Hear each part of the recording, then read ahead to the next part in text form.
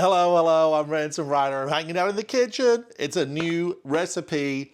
This is Smoky Mountain Blackberry Cornmeal Crunch Cobbler. Now, I've made a lot of cobblers. I'm sure you have too. This one steps outside the box. No box here. And we're gonna start with the blackberry filling. So let's set that to the side. I've not made this exact recipe. So I'm gonna keep that over there because I need to refer to it. Refer to your recipe. So I've got my bowl and let's get started with this, right? I'm gonna review it, read twice, do once. Prepare the blackberry filling. All right. I have here, I think this is around 300 grams of blackberries, but refer to my recipe below because my recipe, I double check it to make sure it's correct. And sometimes when I'm going through this stuff on a video, I could misstate something. Check the recipe. All right, in go the blackberries. And these are fresh, tame blackberries. I would love to have wild blackberries, but no such luck. Blackberries, fresh wild blackberries is my favorite. So blackberry sugar. Let's get the sugar in. That'll sweeten those berries because there's a little bit of tanginess to them, a little bit of tanginess, which I love to eat these raw. Cornstarch, in it goes. That's gonna thicken up that juice when we bake this in the oven. A little bit of lemon zest. I did this fresh. Fresh lemon zest, in it goes. A little bit of fresh lemon juice. I squeezed that out of that lemon earlier, so it's fresh, don't be concerned. A pinch of salt, and then vanilla flavoring, in it goes. All right, I wanna just stir all this up. And I don't mind smashing up a blackberry or two because that brings those juices out. I have picked many fresh, wild blackberries, many of them. And I just love them. Back home, I grew up in the Smoky Mountains, and back home, I would take just fresh blackberries and put fresh cream over them with a little bit of sugar. And man, oh man, were they so good. Just a bowl of blackberries, who would have thought? If you haven't tried it, try it with the blackberries from your grocer, or if you live in an area where you can pick fresh blackberries, pick some fresh ones. Just be careful. Many of you probably heard my snake story. Be careful if you're picking fresh blackberries. Let's bring another batter bowl in. Let's make the topping. Now here I have the very special Smoky Mountain ingredient that you often don't see in these recipes. This is cornmeal. Let's pop it right into the bowl. Cornmeal, in you go. Then we're gonna come in with some flour. In it goes. A little bit of sugar. I want the topping to have a level of brightness and sweetness. In goes a little bit of baking powder. Get in there, baking powder. Do your thing. Now, another Smoky Mountain special ingredient. This is buttermilk. Now, you could use a heavy cream, but this is real buttermilk. In it goes. Then this is a pinch of salt. I want a pinch of salt in here. That will just highlight and enhance all of those flavors. Sometimes a recipe could just need a little bit of salt or a little bit of sugar to highlight all the flavors and make it come together. And this is vanilla flavoring. And that's my home brew of vanilla flavoring. Now let's get in and give this a stir. I have one more ingredient, so don't go anywhere, but 2 ingredients here that made this a standout. I really have not made one of these before with cornmeal and buttermilk, so I'm excited. Now in goes, this is 1 stick of butter here in the United States, but check the recipe. I have the grams listed on the recipe. So in it goes. This is cubed just to make it easier for me to break it up. And then I need to really get in here with my hands Let's get that butter just broke up a little bit. The best kitchen tools ever, ever. What is the best kitchen tool ever? It's your hands. Get in here with your hands, my clean hands. I'm gonna just crush this butter.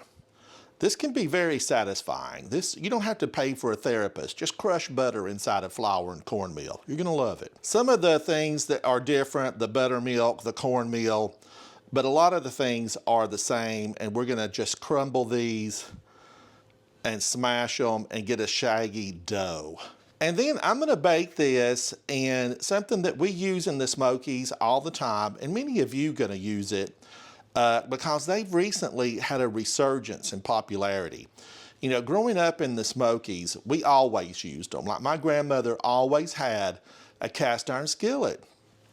And I have recently really returned to my roots. I've returned to my roots, and I'm using cast iron more often and carbon steel. I have just really grown to, you know, I don't want one of those Teflon coated non-stick bottom pans. I want something that's gonna last the long haul, and that's cast iron. I'm not sponsored by any cast iron manufacturers. I just like them. I like them a lot. All right, is this looking good and crumbly? There's a few pieces in there that are a little bit larger, but that's okay. They're gonna melt and explode in the pan. And this is looking shaggy. See this? Look how shaggy it is. And really, just confession, I often, when I'm just making a normal one of these, I do a little bit of extra butter. But I stayed with the recipe. This is from a viewer, and I am sticking with that recipe. Let me clean my hands up and I'll be right back. All right, I'm back, clean hands, and I've got my big cast iron. This is like my big one. And I went for a really deep side cast iron. This is from Lodge, because sometimes these bubble up. You do not want this to bubble up in your stove.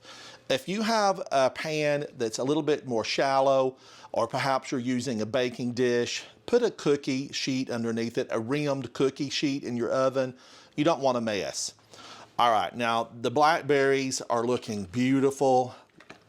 Can you see these? Look how juicy. Oh my gosh. Let's get those into my pan, and this pan has been greased. I greased it with butter. Let's get all of that in, all that goodness. I don't want any blackberry left behind, no sugar left behind. And that sugar will melt and dissolve in the baking process. I have preheated my oven to about 350. You could do a 325, 375. I like my oven for this dessert at about 350. Look at all those blackberries. This has to be good. It simply can't be anything but good when you've got that many blackberries. Now, here's my dough. I'm just gonna pop this in around on the top. Look at that, crumbly, beautiful. And this is gonna bake into my berries and gonna be so tasty. All that butter, the sugar, the blackberries. It's basically just gonna be so tasty. We're just not gonna be able to believe how good it is. I just know. And remember, cornmeal, yeah, this is gonna sing. This is gonna sing, it's gonna say, Ransom, eat me, eat me. And we're going to oblige, we're gonna eat it. All right, I'm gonna pop this into the oven for 35 to 40 minutes. Be sure to keep a watch on it. You could go maybe as little as 30, depending on your oven. Your altitude comes into play on this, but do keep a watch on it. I'd check it ever so often. We wanna make sure this is bubbly and brown. I'm just taking a few of my blackberries that I had left over from earlier. I'm gonna smash those in, just so that everybody can look at this. When I serve this, I want them to know that's blackberry, that's blackberry. All right, now that will make a mess, so be sure You don't spread that around your kitchen. That blackberry juice can stain. Let's pop it into the oven. I'll be right back. Now I'm just gonna come in with a few little pieces of cubed butter. A lot of people serve this with ice cream. I like a little bit of cubed butter. Let's let this melt, and once this cubed butter melts, we'll know that it's ready to serve. Ooh, this looks good. Ooh, that butter is almost fully melted. It's cooled off a little bit. Get on in there, Butter Pat. Get on in there. Oh, crunchy. That topping with that cornmeal, I can't wait to dig into this. Let's go ahead. Let's do it. I know it's popping hot. I know. I can't help myself. It's just who I am. Oh, look at that. Oh, yes, please. Let's get a big old helping of that. Now, many people serve it with ice cream, I know, but we're going very, very traditional. Just a little bit of butter on top. Let me put me another couple of pieces on there. Get in there, butter. Do your thing. Yeah, yeah. All right, now, I've waited long enough. I have waited long enough. I have never had one with cornmeal like this. Cornmeal and buttermilk. I'm just gonna scoop a little bit of that blackberry over onto the butter so that it gets nice and melted. Gooey goodness. Smells, oh, this smells good. I can smell the blackberries, hints of that vanilla. This is gonna come together to be a masterpiece. This is gonna be your new favorite. With this many blackberries, you simply can't go wrong.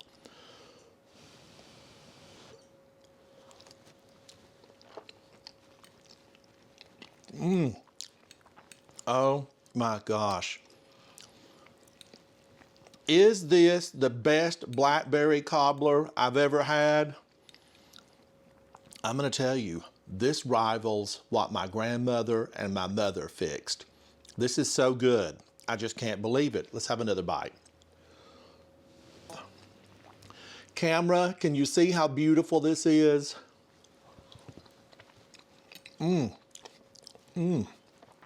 Oh my gosh. You get on in here, pull you up a chair. I've got plenty of blackberry cobbler here, Smoky Mountain, perfection. You know that this is slightly different because it's got that crunch. It's got that little bit of grit from the cornmeal that gives it that crunch.